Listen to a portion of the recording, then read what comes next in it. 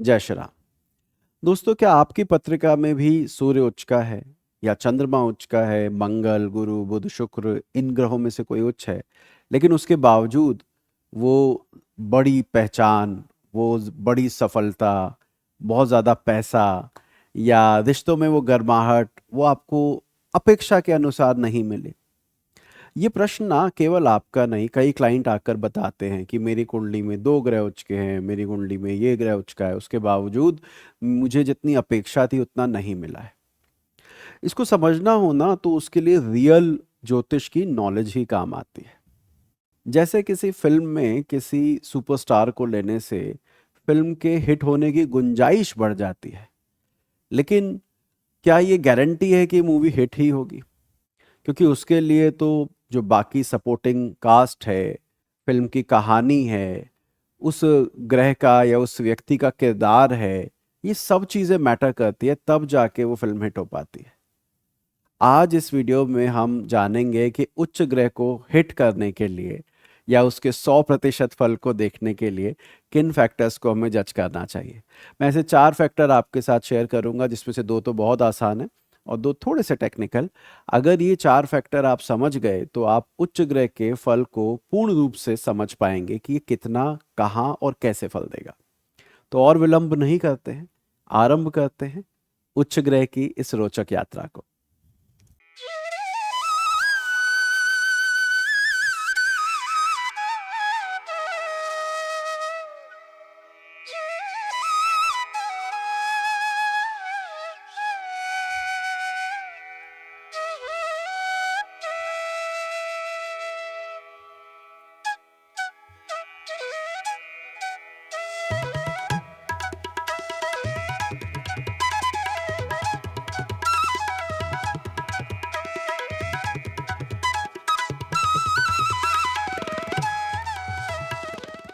दोस्तों, उच्च ग्रह या जिसे हम एग्जॉल्टेड प्लैनेट बोलते हैं, एग्जॉल्टेशन बोला जाता है, वो क्या है? वो है ग्रह की क्षमता। अगर कोई ग्रह उच्च का है तो उसमें क्षमता है, पोटेंशियल है आपको अच्छा फल देने की। छठी, सातवीं, आठवीं में हम पढ़ते थे कि 2 तरह की एनर्जी होती है, एक होती है काइनेटिक, एक होती है पोटेंशियल। तो इसमें पोटेंशियल तो है, ये कुछ कर सकता है।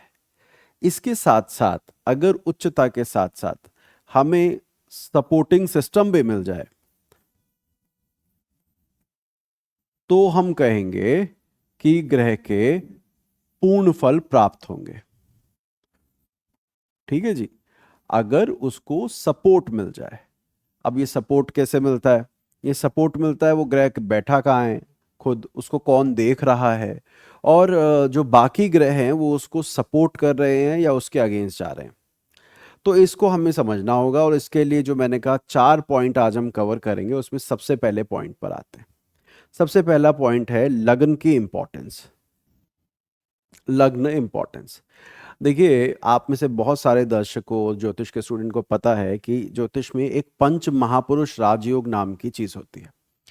वो पंच महापुरुष राजयोग क्या कहता है? वो कहता है अगर कोई ग्रह कुंडली में अपने घर का बैठा है या उच्च का बैठा है और वो लगन से केंद्र में है तो आप महापुरुष हैं।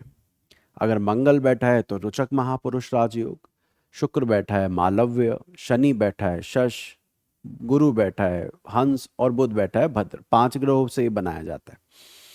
इस नियम से हमें क्या समझ में आता है कि अगर कोई ग्रह बली है, उच्च का है या अपनी राशि का बैठा है और वो लगन से केंद्र में आ जाए तो फिर जातक को उसके फल मिलने की गुंजाइश बढ़ जाती है। वो आम इंसान नहीं, वो महापुरुष हो जाता है। उसी ग्राउंड पर अगर जो भी प्लैनेट उच्च का है, अगर वो आपके लगन से केंद्र में बैठा है तो ये बात आप समझ लीजिए, गांठ बांध लीजिए कि वो ग्रह आप पर पूर्ण प्रभाव देने में सक्षम है, आपसे कनेक्ट कर गया है। जैसे एक बिजली का पावर हाउस आपके घर के पास बना हुआ हो, लेकिन वहां से कोई तार घर में नहीं आ रही हो, कोई कनेक्शन वहां से नहीं जुड़ा हुआ हो, तो क्या वो वहां से बिजली की सप्लाई आपको मिल जाएगी? उत्तर है नहीं। उसके लिए तार डलना जरूरी है, कनेक्शन होना जरूरी है। उसी प्रकार उच्च ग्रह का संबंध होना जरूरी है लगन से। और ऐसे में अगर वो लगन से केंद्र में भी आ जाए, जैसा मैंने अभी आपको बताया, तो हम इसको मानते हैं कि वो ग्रह फल देने में सक्षम हो जाएगा। जैसे एक एग्जाम्पल के लिए, अगर किसी का मिथुन लगन है तो यहाँ पर मीन राशि होगी, यहाँ 6 और यहाँ पर 9। अब अगर शुक्र यहाँ पर विराजित हो, वीनस यहाँ बैठा हो, तो हम कहेंगे न केवल शुक्र उच्च का हुआ, अपितु लगन से केंद्र में भी आया। केंद्र बोलते हैं इन 4 घर को, केंद्र में भी आया, तो इस वजह से शुक्र का संबंध लगन से बना, जातक से बना, जिस वजह से ग्रोथ की गुंजाइश यहां पर अच्छी खासी नजर आती है। तो पहला नियम यह है कि आप ये देखें कि जो उच्च का ग्रह है वो लगन से केंद्र में है क्या। अब बात करते हैं दूसरे पॉइंट की। दूसरा पॉइंट क्या है? देखिए, जितना इंपॉर्टेंट हमारे लिए लगन होता है उतना ही इंपॉर्टेंट हमारे लिए लग्नेश होता है। ठीक है। अब अगर मान लीजिए कोई ग्रह लगन से केंद्र में नहीं बैठा है लेकिन उच्च का है, पर वो लग्नेश के साथ है, वो लगन के मालिक को देख रहा है, ठीक है, तो भी हम कहेंगे कि उस उच्चता का प्रभाव आपको प्राप्त होगा। जैसे हमने पहले लगन की बात की, मान लीजिए एक कुंडली आती है आपके पास, वृषभ लगन की कुंडली है, शनि महाराज उच्च के बैठे हैं, लेकिन शनि उच्च के बैठे हैं तो शनि तुला में उच्च के होते हैं, तो शनि उच्च के बैठे हैं छठे भाव में। अब हमने देखा कि अरे छठे भाव में उच्च के हैं, छठा भाव तो लगन से केंद्र में नहीं आता, तो क्या आप शनि के फल नहीं मिलेंगे? तो अगर पहला नियम देखें तो उस हिसाब से तो नहीं मिलेंगे या कम मिलेंगे। लेकिन अगर वो शुक्र को देख रहा हो, शुक्र के साथ बैठा हो, शुक्र के साथ उसकी दृष्टि संबंध हो, तो उस कंडीशन में हम कहेंगे कि नहीं भाई, यहां पर उसके फल और ज्यादा प्राप्त होंगे, पूर्ण फल प्राप्त होने के योग बनाएगा। इसको इस तरह समझते हैं कि किसी का सिंह लगन हो और सिंह लगन में हमने देखा कि मंगल जो है वो हम उसमें उच्च का कर दें थोड़ी देर के लिए, तो पहले सिंह लगन बनाते हैं। ये सिंह लगन हुआ, मंगल की एक राशि यहां पर आई और एक राशि यहां पर आई। अब मंगल उच्च के होते हैं यहां पर, ठीक है। यहां पर भी हम ये कहेंगे कि भैया मंगल लगन से केंद्र में नहीं है, वो बात सही है, लेकिन केंद्र में ना होते हुए भी वो अपनी 8वीं दृष्टि से लगन को देख रहा है। देखता है ना, मंगल की 8वीं दृष्टि होती, तो मंगल यहां पर लगन पर दृष्टि डाल रहा है। अब इसके साथ साथ अगर सूर्य जो कि इस कुंडली का लगन का मालिक है, उस पर भी मंगल की दृष्टि आ जाए तो ये कुंडली बहुत खास हो जाएगी। ये मंगल बहुत अच्छा परिणाम जातक को दे पाएगा, या वो कहें मंगल की उच्चता का प्रभाव जातक को पूर्ण रूप से प्राप्त हो जाएगा। अब जैसे एग्जाम्पल के लिए अगर सूर्य यहां बैठा हो तो मंगल की 1 2 3 4 चौथी दृष्टि यहां पर आएगी। हम कहेंगे भाई मंगल ने लगन को भी देखा, लगन के मालिक को भी प्रभावित किया, तो उच्च होकर दोनों से कनेक्ट हो गया, तो यहां पर पूर्ण फल की प्राप्ति के योग बनते हैं। अगर मंगल सूर्य यहाँ ना होकर यहाँ बैठा हो तो भी यही कंडीशन होगी, क्योंकि सूर्य की दृष्टि, मंगल की दृष्टि सूर्य पर आ जाएगी। या लगन में ही सूर्य बैठा हो तो भी आ जाएगी, या सूर्य यहीं बैठा हो मंगल के साथ तो भी हो जाएगा। तो इन सभी कंडीशन में हम ये कहेंगे कि भैया ये उच्च भी हुआ है और लगन से संबंध या लग्नेश से भी संबंध बना रहा है इस केस में, तो फिर यहाँ पर उस ग्रह के पूर्ण फल मिलेंगे आपको। खाली यहाँ पर पोटेंशियल एनर्जी नहीं रहेगी, या वो बॉलीवुड का बड़ा सुपरस्टार नहीं आया है, यहाँ पर वो स्टार को इस्तेमाल भी प्रॉपरली किया गया है, इस चार्ट में अच्छे ढंग से उसका इस्तेमाल हुआ है, जिस वजह से ग्रोथ की गुंजाइश बढ़ जाएगी। तो सेकंड नियम क्या है कि लग्नेश से उसका संबंध। तो अगर दोनों बन जाए तो क्या कहना, लेकिन अगर एक बनता है तो भी हम कहेंगे फल अच्छा मिलेगा।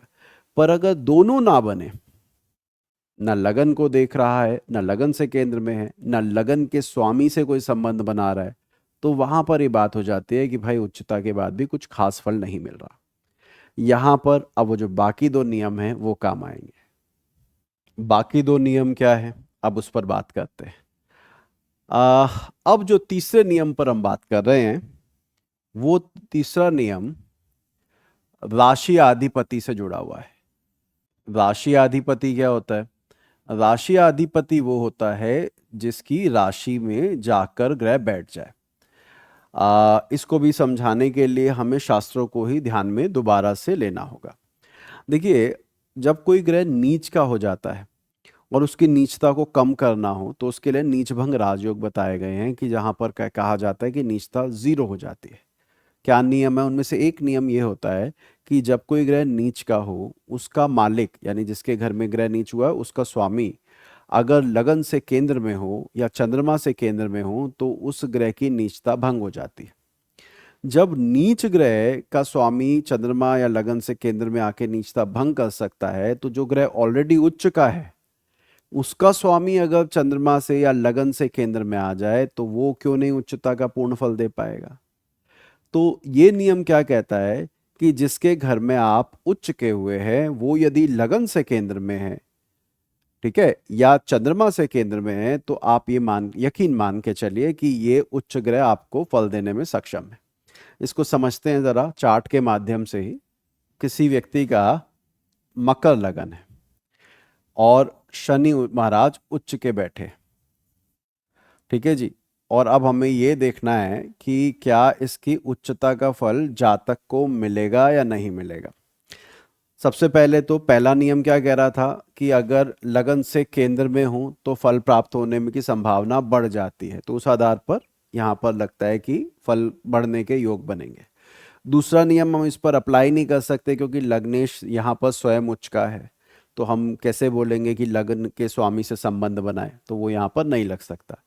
तीसरा नियम जो मैं आपको कह रहा था कि भैया ये ग्रह जो है शनि, वो तुला राशि में उच्च का हुआ है। तुला राशि होती है शुक्र की। अब यदि शुक्र यहाँ पर या इसके साथ विराजित हो तो इसकी उच्चता को 4 चांद लग जाएंगे, ये योग और प्रबल हो जाएगा, ठीक है। तो जिसके घर में आप उच्च हो रहे हैं अगर वो भी लगन से केंद्र में हो तो इसके फल बढ़ जाएंगे। अब थोड़ी देर के लिए यहां हम शनि को भूल जाते हैं, किसी और ग्रह को लेते हैं। अब हमने यहां पर शुक्र को उच्च का कर दिया। शुक्र कौन है इस कुंडली के लिए? इस कुंडली के लिए शुक्र कर्म का स्वामी है और पंचम का स्वामी है। अब वही नियम दोबारा लगाने का प्रयास करते हैं कि वो जो 3 नियम अभी तक हमने पढ़े उनको कैसे देखेंगे।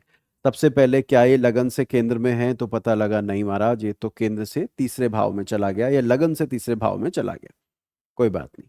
अब इसके बाद इसके लग्नेश को देखते हैं। इसका लग्नेश शनि है। अब यदि शनि यहां पर बैठा हो या यहां पर बैठा हो तो हम कहेंगे कि शुक्र का संबंध, शुक्र की दृष्टि या युति शनि से हो रही है। अगर ऐसा भी होता तो हम कहेंगे कि यहाँ पर ये फल देने में सक्षम है, अभी भी अच्छे परिणाम आप इस शुक्र से उम्मीद कर सकते हैं। अब तीसरी बात, अब हमने देखा कि शुक्र यहाँ पर मीन राशि में उच्च का हुआ है। मीन राशि का अधिपति गुरु महाराज होते हैं। अब यदि इस पत्रिका में गुरु यहाँ पर बैठा हो या यहाँ पर हो या यहाँ पर हो या इवन यहाँ पर हो, नीच का ही क्यों ना हो, तो भी शुक्र के पूर्ण फल मिलने में सहायता मिलेगी। क्योंकि जब नीच ग्रह का अधिपति लगन से केंद्र में होकर नीच भंग कर सकता है तो भैया उच्च ग्रह के तो फायदे मिलने ही चाहिए। इसी प्रकार अगर इसी कुंडली में मून यहाँ पर बैठा हो, वापसी चलते हैं, थोड़ा सा समझते हैं। इसी प्रकार इसी कुंडली में मून यहाँ पर बैठा हो, ठीक है। मून क्यों ले रहे हैं हम? क्योंकि चंद्र कुंडली से केंद्र में आने पर भी फल बढ़ जाते हैं। तो अब हम क्या करेंगे, चंद्रमा यहाँ बैठा है, ये गुरु की राशि में उचका हुआ है। अब अगर गुरु यहाँ पर हो या गुरु यहाँ पर हो चंद्रमा के 7वें घर में या चंद्रमा से 10वें घर में हो तो भी हम कहेंगे कि भैया ये उच्च ग्रह होकर आपको फल दे पाएगा। तो ये तीसरा नियम है। आशा करता हूँ बड़े आराम से आप समझ गए होंगे कि जो भी ग्रह उच्च का हुआ है उसका राशि अधिपति लगन से केंद्र में हो या चंद्रमा से केंद्र में हो तो हम कहेंगे यहाँ पर पूर्ण फल की प्राप्ति के योग बनेंगे। अब इसी नियम को हम आगे बढ़ाएं, चौथे पॉइंट को समझें, तो उसको समझने के लिए हमें नवांश की जानकारी होनी चाहिए। हमारे पास D9 चार्ट होना चाहिए। अगर D9 है तो आप चौथा पॉइंट लगा सकते हैं, वरना ये 3 तक ही आप लगा पाएंगे। तो अब चौथे पॉइंट की बात करते हैं। चौथा पॉइंट है स्ट्रेंथ एंड कनेक्शन नवांशा लॉर्ड। देखिए शास्त्रों में ये दिया हुआ है, मैं यहाँ पर सारावली का आपको एक श्लोक बताता हूँ, श्लोक का अर्थ बताता हूँ। उसके अनुसार ये कहा जाता है कि आपकी कुंडली में यदि लगन का नवांशाधिपति बलि बैठा हो कहाँ? जन्म कुंडली में। तो आप कहिए कि लगन का फल अच्छा मिलेगा। मैं दोबारा बोलता हूँ, आपके लगन के स्वामी का नवांशाधिपति अगर बर्थ चार्ट में स्ट्रांग बैठा हो तो आप कहिए कि आपको लगन का फल अच्छा मिलेगा। अब इसी नियम को अगर हम एक्सटेंड करें कि एक प्लैनेट ऑलरेडी एग्जॉल्टेड है, वो उच्च का है और नवांश कुंडली में भी किसी ना किसी राशि में गया होगा, नवांश में वो जिसकी राशि में गया उस ग्रह को पकड़ लीजिए, उस ग्रह पर फोकस कीजिए और उसको जन्म कुंडली में देखिए कि उसमें स्ट्रेंथ है क्या। स्ट्रेंथ कैसे होती है भाई? अपने घर का बैठा है, उच्च का बैठा है, मित्र के साथ है, दो शुभ ग्रहों के साथ है, वगैरह वगैरह, उसमें स्ट्रेंथ है क्या? अगर उसमें स्ट्रेंथ है तो पहली कंडीशन या पहला पॉइंट टिक हो रहा है। अब दूसरा पॉइंट क्या है? दूसरा पॉइंट है कनेक्शन होना। अब ये कनेक्शन किसके साथ होना? भैया मेरे साथ होना। मेरे साथ मतलब जातक के लग्न के साथ, जातक के लग्नेश के साथ। अगर ये कनेक्टेड है तो जो उच्च का ग्रह है उसका फल आपको अवश्य मिलेगा। वो जो उच्च के ग्रह होने के बाद भी बड़ी वाली सफलता नहीं मिल रही, तो यहां पर बड़ी सफलता मिलेगी। अब इस नियम को चार्ट के माध्यम से समझते हैं, तब आप ज्यादा इसको क्लियर कर पाएंगे या समझ पाएंगे। तो दोस्तों, हमने यहाँ पर एक बर्थ चार्ट बनाया है, एक D9 चार्ट बनाया है और अब हम इसको जज करेंगे कि इस नियम को कैसे लगाना है। इसी एग्जाम्पल चार्ट में अगर मरकरी उच्च का हो, यानी बुध उच्च का बैठा हो, भाग्य का स्वामी है, वैभाव का स्वामी है, उच्च का बैठा है, अब हमें ये देखना है कि ये नियम जो फोर्थ पॉइंट है इसको लगाना कैसे। तो पहली चीज तो ये है कि अगर वो 12वें में है तो लगन से केंद्र में तो है नहीं, तो पहला पॉइंट हमारा लगेगा नहीं। शुक्र अभी हमें पता नहीं है और मैं अभी बताऊंगा भी नहीं कि कहाँ बैठा है, अभी हम इसको समझने की कोशिश करते हैं। अब बुध अगर यहाँ उच्च का बैठा है तो हमें अगर चौथा नियम लगाना है तो बुध को ढूंढना होगा D9 चार्ट में। D9 चार्ट में ये बुध वृषभ राशि में बैठा है, ठीक है?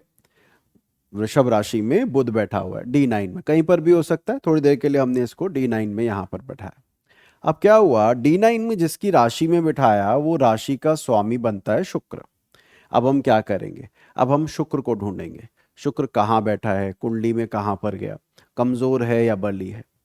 अगर इसी एग्जाम्पल चार्ट में वीनस यहां बैठा हो तो पहली कंडीशन हमने कही थी कि जिस नवांशाधिपति ऑफ एग्जॉल्टेड प्लैनेट जो कि वीनस बना, वो कुंडली में उच्च स्वराशि का हो गया। स्वराशि का हो गया तो बली हो गया, लगन में आ गया तो बली हो गया। इस आधार पर हमें ये देखने को मिला कि नहीं भाई, यहाँ पर इसकी उम्मीद की जा सकती है कि इसमें जान तो बहुत है। किसमें? शुक्र के, बुध के नवांशाधिपति में, जो कि इस कुंडली में शुक्र बना। साथ ही साथ क्योंकि वो लग्न में बैठा है, क्योंकि वो लग्न में बैठा है यानी लगन से कनेक्ट कर रहा है, यहाँ पे तो लग्नेश ही है, तो ऐसे में हम कहेंगे although mercury is getting exalted in the 12th house, तो इसका परिणाम हमें कम मिलना चाहिए क्योंकि लगन से कनेक्ट नहीं कर रहा है। वो लगन के मालिक से भी कनेक्ट नहीं कर रहा है, दोबारा बैठे नजर आ रहे हैं। लेकिन नवांश में क्योंकि वो उसकी राशि में गया और नवांश से वो उच्च का स्वराशि का होकर यहाँ बैठा हुआ है, तो हम यहाँ पर बोलेंगे कि ये बुध भी यहाँ पर पूर्ण फल देने में सक्षम है। तो इस नियम को मुझे लगता है चार्ट के माध्यम से आप अच्छे समझ गए होंगे, लेकिन फिर भी दोहरा देता हूँ। जो ग्रह उच्च का है D9 में जाइए, उसको देखिए वो किस राशि में है, वो राशि का स्वामी जो है उसको पिक कीजिए, D1 में चेक कीजिए। अगर वो जन्म कुंडली में बली बैठा है और लगन से, लग्नेश से कनेक्शन बना रहा है, तो वो एग्जॉल्टेड प्लैनेट आपके लिए अच्छा है। अगर ऐसा नहीं है तो वो ग्रह उच्च का होने के बावजूद भी आपके लिए खास नहीं रहेगा। अगर ये 4 पॉइंट चारों के चारों किसी इंडिविजुअल के चार्ट में लग जाए तो आप ये बोल दीजिए कि भैया यहाँ केवल ग्रह उच्च नहीं है, आपको पूर्ण रूप से फल देगा। क्यों टेंशन ले रहे हो? अगर आके वो बोले भी ना कि मुझे उस भाव की टेंशन है, कई बार क्या होता है क्लाइंट का दशा ऐसी चल रही होती है कि वो व्यक्ति पूछ लेता है, ऐसी चीज पूछ लेता है जो कुंडली में दिख रहा है कि इसको प्रॉब्लम होनी ही नहीं चाहिए। तो ऐसे में आप बोल दीजिए कि भाई इस ग्रह की तो दिक्कत आपको हो ही नहीं सकती, आप दोबारा सोच लो, आप सही बोल रहे हो, ये तो थोड़ा टाइम ऐसा है वरना निकल जाएगा, तो अभी भी आपकी परिस्थितियां अच्छी ही है। अब मैं चारों पॉइंट रिपीट कर देता हूं, ध्यान से सुन लीजिएगा। पहला पॉइंट, उच्च का ग्रह जो है वो लगन से केंद्र में हो। तो फल मिलने की संभावना बढ़ जाती है। दूसरा पॉइंट, उच्च का ग्रह लगन के स्वामी के साथ बैठा हो या उसको देख रहा हो, मतलब संबंध बना रहा हो, अगर है तो उच्च ग्रह के परिणाम देने की गुंजाइश बढ़ जाती है। तीसरा, जो ग्रह उच्च हुआ है उसका राशि अधिपति लगन से या चंद्रमा से केंद्र में हो, तो ये परिणाम अच्छा देते हैं। और चौथा पॉइंट जो अभी स्क्रीन पर आप देख रहे हैं, जो ग्रह उच्च का हुआ है उसका नवांश का स्वामी जन्म कुंडली में बली होकर लगन से अथवा लगन के स्वामी से संबंध बनाए तो आपको उच्च ग्रह के परिणाम पूर्ण रूप से मिलेंगे। और ये चारों नहीं लग रहे हो तो समझ लीजिए ग्रह उच्च का है, स्टारकास्ट बड़ी है, लेकिन फिल्म एवरेज ही रहने वाली है, कुछ उससे ज़्यादा उम्मीदें नहीं करें। अभी देखिए इसमें कुछ फैक्टर्स और होते हैं, जैसे कि वो जो उच्च का ग्रह है उसके बाकी ग्रहों से क्या कनेक्शन है, वो कितने पॉइंट लेके बैठा है। ध्यान से सुनिएगा, ये कभी अगले वीडियो में कवर करेंगे क्योंकि ये भी बहुत इंपॉर्टेंट चीज़ है। तो अभी के लिए इसको इतना ही रखते हैं। इन 4 पॉइंट को आप लगाइए, बताइएगा ज़रूर कमेंट सेक्शन में, हमें अच्छा लगेगा कि आपने पॉइंट चेक किए तो क्या परिणाम मिला, ग्रह का फल अच्छा दिख रहा है कि नहीं दिख रहा है, और कैसा लगा ये वीडियो। अगर कंटेंट अच्छा लगा हो, समझ आया हो तो ज़रूर बताइएगा। आपके लाइक, आपके कमेंट हमें प्रोत्साहित करते हैं कि हम और बेहतर काम करें। अगली बार मिलते हैं, इसी विषय को थोड़ा आगे बढ़ाएंगे या किसी और विषय के साथ। अपना ध्यान रखिएगा, जल्दी मिलते हैं। जय श्री राम।